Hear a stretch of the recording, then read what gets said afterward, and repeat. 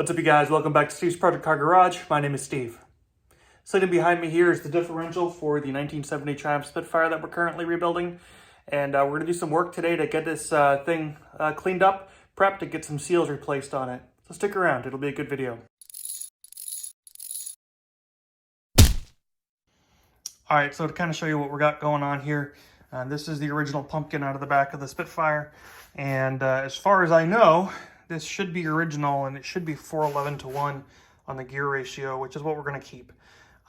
Big thing that we've had as far as issues with this thing is going on is the pinion seal is leaking, and I think it's actually almost out of fluid because I don't see any more leaking coming out of it, but that started leaking a while ago. So I'm going to do this, and then while we're at it, we're going to go ahead and get the ones on the side, so the side outputs here. And then, of course, we're going to give it a scuff and then a coat of paint, get it all cleaned up, put some new fluid in there, replace some bearings, and, well, that's kind of going to be the deal. So let me go ahead and start. I want to actually get what's left of the fluid in this thing drained. So let me get my pan, we'll kind of crack it open and let this thing drain.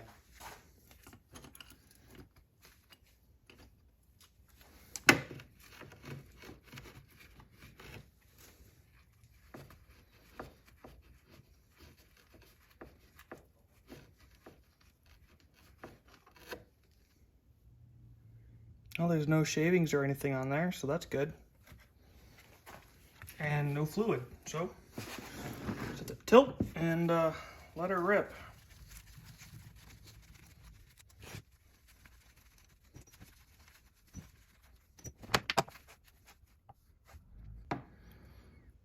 Lovely. I think honestly trying to drain it like this might even be better. At those bolt holes in the top, I could just try to get it balanced.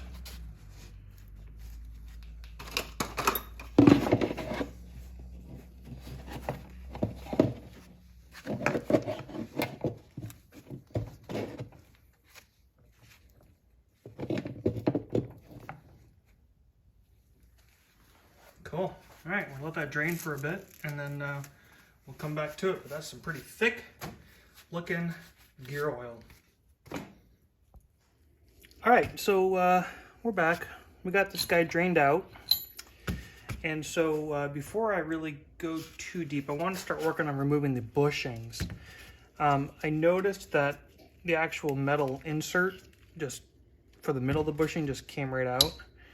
And so I got new bushings from my friend Kyle. But what we need to do first, before we really do anything, is try to get these old bushings out. I know there's a couple of ways going about doing it, including fire. I saw a guy that also went ahead and tried to use a press to remove these and broke the lobe. And we don't want to do that. So this is also a pretty heavy piece, so to try to go ahead and actually put it into the press might be really kind of awkward. So I think that what I'm going to try to do is see if I can cut it out, just using some hand tools, basic tools, to get the actual rubber bushing out, and then we'll work on the sleeve that holds the bushing itself. So let's just see if we can do anything basic first, and just try maybe poking it, prying it. Good.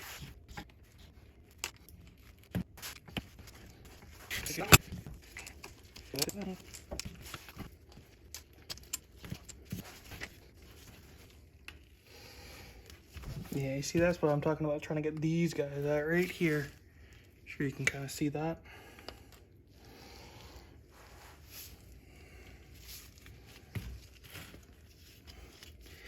All right, so now that I have removed the rubber, I'm going to go ahead and use my Sawzall just to kind of give a small cut to this casing, and then hopefully just remove it pretty easily. We want to be gentle. So let's see what we can do.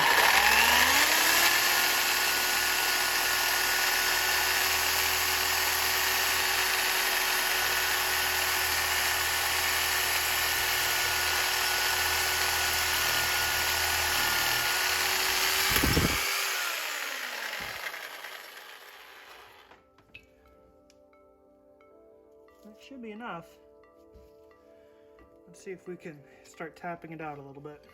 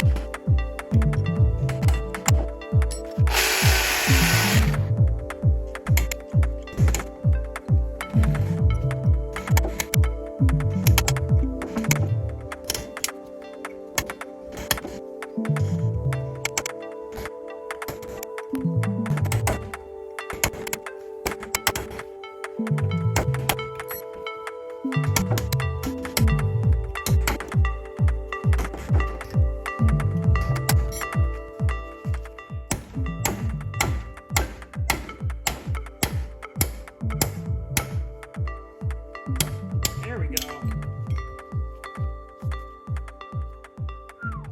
That's a pain in the ass, but I got him out. Sweet. All right, so now we have those rear bushings removed. I think it's time to start kind of tearing this guy down a little bit. So I have my 3/16 hex here, and I'm just going to pretty much start backing these out. I've already kind of started on backing them out a little bit. So these guys on this side should be pretty straightforward. Let's see. All right. So I'm going to go ahead and do everything kind of like the right side and the left side. So now I'm going to jump on over to the left side and get these removed. So now I'm going to just kind of use my soft-headed mallet as a drift. See if I can just kind of tap these out. Okay. Nice and easy. Crunchy bearings. I'm glad I'm doing this. Let's get the other side.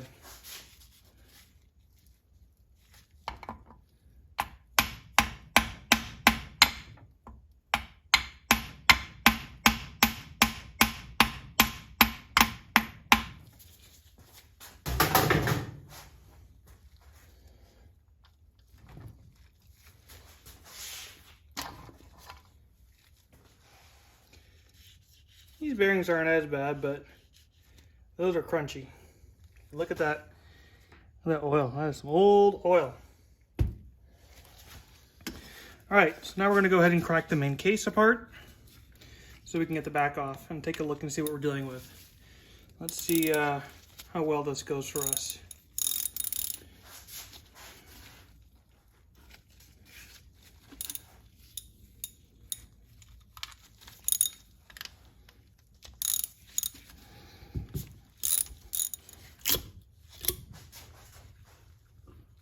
Just like that, we have a milkshake. All right. So that's the inside of the diff cover. Still a little bit of oil in there, but man, that is old. Fantastic. Good result. Okay, so here's the carrier and the planetary gear set. I don't know a whole hell of a lot about differentials. I know that it works with a planetary gear set, and essentially this is your main gear that's spun by the pinion, which you can kind of see down in there. And then as this turns, it allows the wheels to turn individually. I don't know. I'm not sure. There's a lot better videos out there. But what I am looking for is any signs of wear or damage. This is probably going to be as far down as I go with this. if I don't find any major issues, because I don't see a need to actually strip it further. I'm mainly looking for any kind of broken teeth, any kind of signs of abuse, and there's some dirt in there. So I'll definitely want to clean that up. And we'll give this all a really good cleaning. But let's see. I mean, there's a little bit of pitting on the teeth, but I don't think that's reason for any concern. My guess is that's probably from at one point or another in its life where it sat.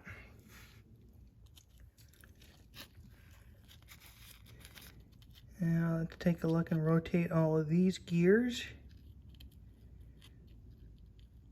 The gears look good.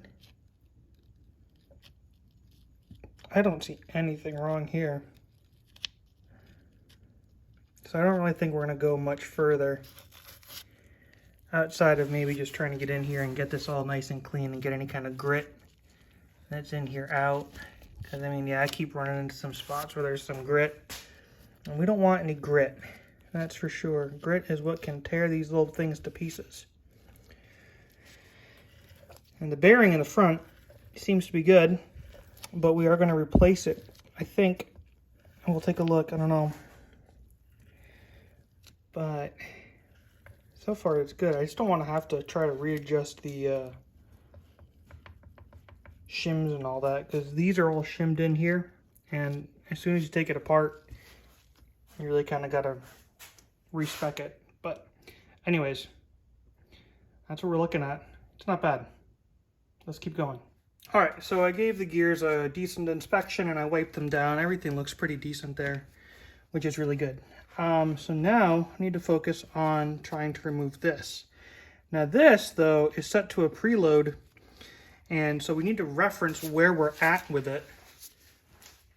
So that way when we put this back together, we put it back the same torque that it was at before. And so what I'm going to do is I'm going to take a paint pen and I am going to mark the castle nut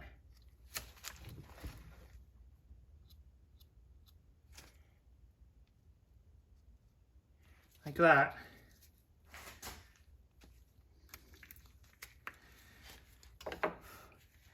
I'm going to let that dry, and while that dries, I'm going to go ahead and try to pull out this cotter pin. Now the seal here that we're going to be addressing is the seal that is the entire reason that I need to pull this apart. And I almost suspect that somebody else has been in here too, because there's already marker marks and paint marks on here, but they're blue, and what I'm using is white. So fingers crossed that should help keep everything intact.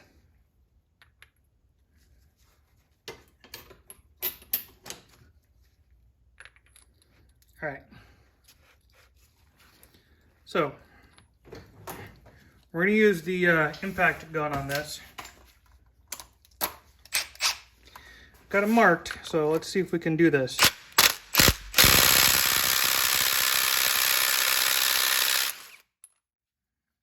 we go. Now this is going to probably require, well, I was anticipating it to require a puller, but that just came right off.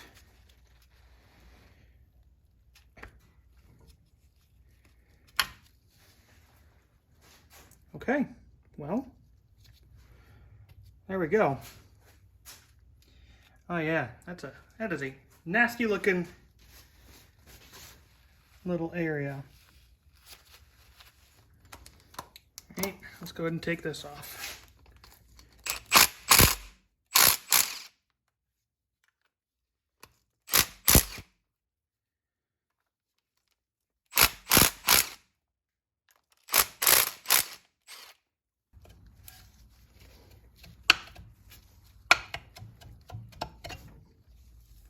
There we go. The bearing seems good. It's just the seal that has failed, which is what needs to come out. I'm going to take a pause here. I'm going to go rewatch Elan's video. I'm pretty sure that he ended up just prying this guy out with like a screwdriver or something. I think it was pretty brute force, but it worked. And we'll go from there. So let's go ahead and press pause, and I will catch up on this tomorrow.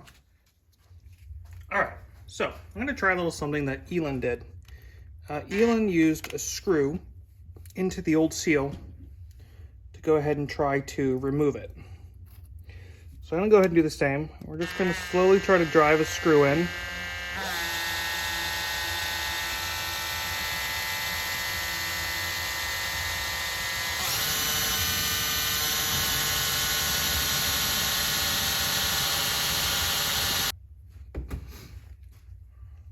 Doesn't really want to go in, but that actually is in. So I guess what we can do is start to pry at it.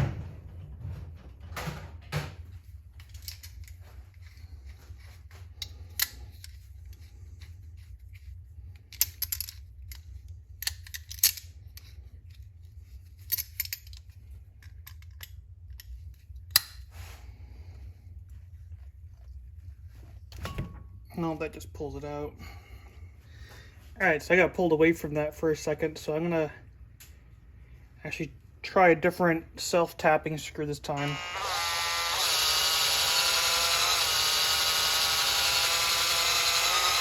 There we go. That's got a good bite. Cool. Let's just see if I can try to pry at this a little bit. Nope, it's not gonna get it.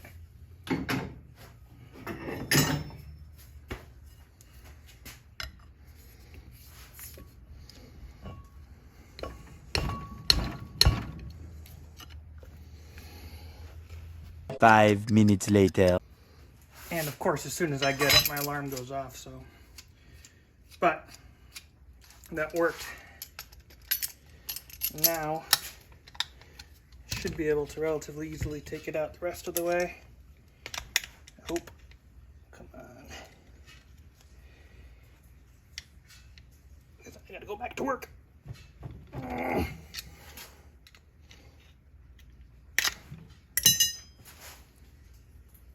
I'll come back to this in a minute. 2 hours later. Alright, so this guy still does not want to come out that easily. It's just being ever so difficult. I'm just gonna have to keep trying to pull, pry.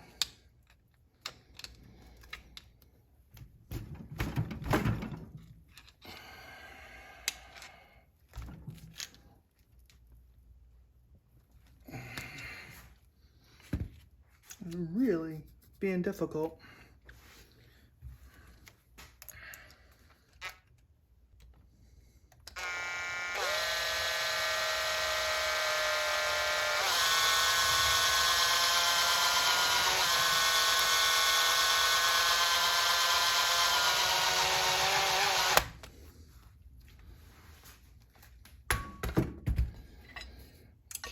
Let's see.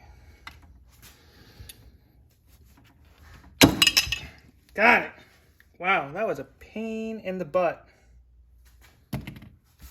Holy cow. And now there's a bunch of debris in here that I'm going to have to clean up before it gets all into the rollers, but that shouldn't be too much of a problem. Alright, so now that we have the old oil seal out, I've gone ahead and cleaned up as best I can in here.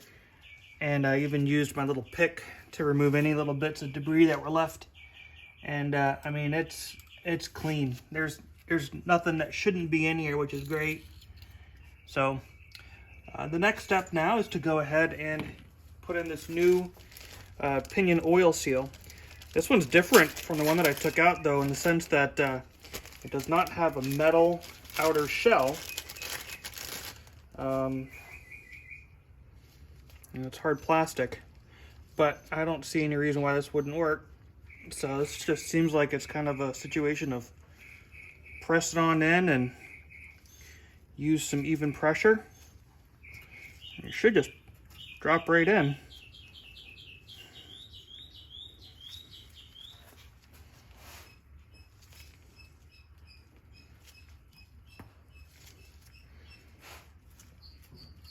All right, that seems good. Well, so far that was the easiest job out of this whole thing. All right, so the next bit that we need to do is focus on this. I'll need to go ahead and get this all cleaned up, but this is the sealing surface, and I mean, as you can see, this is gunked up pretty good, and just feels like I should be able to maybe just sand that down with some like really fine grit sandpaper to get that nice and clean. So I'm gonna go ahead and clean this up as best I can, and then see if I can just maybe give that a little scrub with some super fine sandpaper or something just to clean it up so that way we have a nice seal. And that should work out well for us for sealing this up. So let me see what I can come up with real quick to just kind of give this a soft scrub, and then we'll go from there. All right, so that's where we're gonna leave it off on this video. This video has actually gone on for 3 weeks, something like that I've been working on this differential. And time has just not been my best friend lately. I've been dealing with a bunch of issues with the Jetta and helping out my friends. So I just haven't had a lot of time to get down to fixing this. Not to mention, I messed something up, but we'll talk about that in another video. So for the time being, go ahead and hit that like button, smash the subscribe, and then click those bells to get that post notification. And remember, we're working on differentials and project cars like this. Take your time, learn how to use your tools, and don't be that dreaded previous owner. Cheers. Oh, dude, I don't think that's good.